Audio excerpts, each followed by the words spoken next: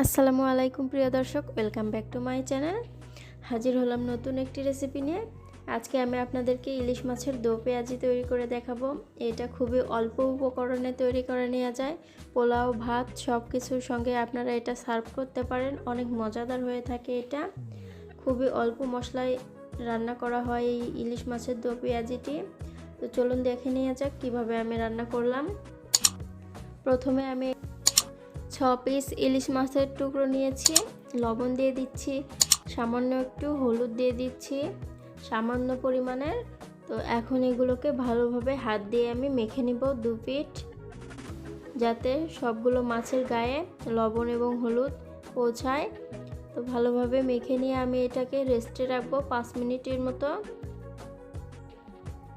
মাছটাকে ভেজে নেওয়ার কোনো প্রয়োজন নেই, এটা এভাবে আমি 5 মিনিট রেখে দিব। যদি ফ্রোজেন মাছ হয় তাহলে আপনারা ভেজে নিতে পারেন, আর যদি টাটকা মাছ হয় তাহলে ভেজে নেওয়ার কোনো প্রয়োজন নেই। 5 মিনিট পর আমি রান্নায় চলে যাচ্ছি। প্রথমে আমি কড়াইয়ে 1/3 কাপ পরিমাণ তেল দিয়েছি। এই রান্নায় তেলের পরিমাণটা একটু বেশি লাগে, আপনারা এটা সরিষার তেলেও রান্না করতে পারেন। আমি এখানে সয়াবিন তেল ব্যবহার করছি, আপনারা যে কোনো একটি ব্যবহার করতে পারেন। তো দিয়ে দিলাম 1 কাপ পরিমাণ পেঁয়াজ কুচি। যেহেতু দো পেঁয়াজি, সেই জন্য পেঁয়াজের পরিমাণটা একটু বেশি লাগবে। পেঁয়াজটাকে ভালোভাবে একটু নেড়ে চেড়ে 3-4টি কাঁচামরিচ আমি ভেঙে দিয়েছি। এখন মরিচের সঙ্গেও ভালোভাবে ভেজে নিচ্ছি। যখন পেঁয়াজটা একটু লালচে হয়ে আসবে তখন আমি কিছুটা পেঁয়াজ এবং মরিচ উঠিয়ে আমি এখানে বেশি পরিমাণ পেঁয়াজটা উঠিয়ে নিচ্ছি আর অল্প পরিমাণে রেখে দিচ্ছি। সেটাকে ভালোভাবে লালচে করে ভেজে নিচ্ছি। তো ভেজে নেওয়া হয়ে গেলে 1/2 টেবিল চামচ পরিমাণ কালো জিরে দিয়ে দিলাম। ইলিশ মাছের দো পেঁয়াজিতে কালো জিরাটা অবশ্যই দিবেন, তাহলে সুন্দর একটা ফ্লেভার আসে, খেতে অনেক ভালো লাগে। তো ভেজে নেওয়া হয়ে গেলে আমি এখানে মশলা দিয়ে দিব। মশলার মধ্যে খুব বেশি কিছু ইউজ করব না। এখানে দিয়ে দিয়েছি 1/2 টেবিল চামচ পরিমাণ হলুদ গুঁড়ি এবং 1/2 টেবিল চামচ পরিমাণ মরিচের গুঁড়ি। এখন ভালোভাবে নেড়েচেড়ে নিচ্ছি। নেড়েচেড়ে নেওয়া হয়ে গেলে সামান্য একটু পানি দিয়ে দিচ্ছি। ইলিশ মাছে বেশি কোনো মশলা ইউজ করা যায় না, কারণ ইলিশ মাছের নিজস্ব একটা ফ্লেভার আছে।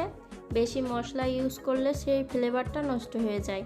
তো চেষ্টা করবেন অল্প মশলায় ইলিশ মাছ রান্না করতে, তাহলে কিন্তু আপনারা আসল টেস্টটা পাবেন। সামান্য পরিমাণ লবণ দিয়ে দিলাম।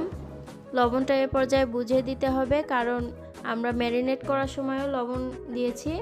তো এখন ভালোভাবে নেড়েচেড়ে মশলাটা কষিয়ে নেওয়ার পরে মাছগুলোকে দিয়ে দিচ্ছি। মাছগুলোকে দেওয়ার পরে আমি 1.5 মিনিট মতো ঢেকে রেখে দিচ্ছি। 1.5 মিনিট পর ঢাকনাটা উঠিয়ে আমি মাছগুলোকে উল্টে দিচ্ছি। এ পর্যায়ে মাছগুলো অনেক নরম থাকবে, তো খুব সাবধানে এই কাজটি করতে হবে। খুব সাবধানতার সাথে এই মাছগুলোকে উল্টিয়ে দিতে হবে। তো আমি উল্টিয়ে দিচ্ছি সবগুলোকে। উল্টিয়ে দেওয়ার পরে আরও 1.5 মিনিট মতো ঢাকনা লাগিয়ে আমি রেখে দিব। তো বন্ধুরা, যারা নতুন আমার চ্যানেলে ভিজিট করছেন তারা অবশ্যই চ্যানেলটিকে সাবস্ক্রাইব করে দিবেন এবং পাশে থাকা বেল আইকনটি অল অপশনে ক্লিক করে দিবেন। যারা অলরেডি চ্যানেলটিকে সাবস্ক্রাইব করেছেন তাদেরকে অসংখ্য ধন্যবাদ। তো 1.5 মিনিট পর আমি ঢাকনাটা উঠিয়ে নিলাম। এখন আমি এখানে 1/2 কাপ পরিমাণ পানি দিয়ে দিচ্ছি। পানিটা দেওয়ার পরে এখানে আমি যে বাকি পেঁয়াজটা উঠিয়ে রেখেছিলাম সেই পেঁয়াজ এবং কাঁচামরিচটা দিয়ে দিলাম। এখন ভালোভাবে একটু নেড়ে চেড়ে দিয়ে দিচ্ছি মিশিয়ে।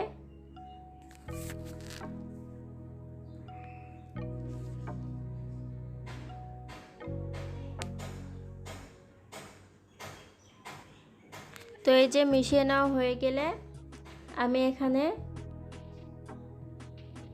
আস্ত 2-3টি কাঁচামরিচ দিয়ে দিচ্ছি। এটা সুন্দর একটা ফ্লেভার আনবে।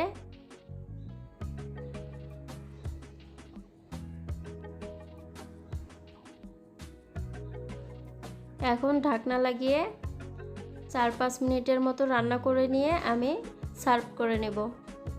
তো তৈরি হয়ে গেল খুব সহজে আমার ইলিশ মাছের দো পেঁয়াজি, খুব বেশি মশলা ছাড়া এবং অল্প সময়ে তৈরি করে নেওয়া যায়।